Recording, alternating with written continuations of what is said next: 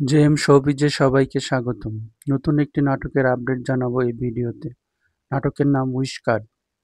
নাটকটি পরিচালনা করেছেন বর্তমান নাট্যজগতের সুপারহিট পরিচালক জাকারিয়া শৌকী। নাটকটির প্রধান দুটি চরিত্রে অভিনয় করেছেন ইয়াশ রোহান ও নাজনীন নিহা।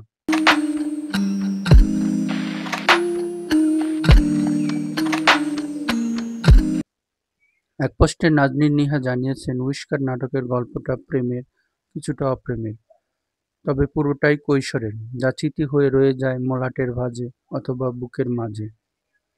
উইশ কার্ড নাটকটি ১৯-২০ রঙে রঙিন ১৯-২০ বছর বয়সের একজোড়া কিশোর-কিশোরীর রঙিন দুনিয়ায় ভেসে যাওয়ার গল্প। আশা করি নাটকটি সবার ভালো লাগবে।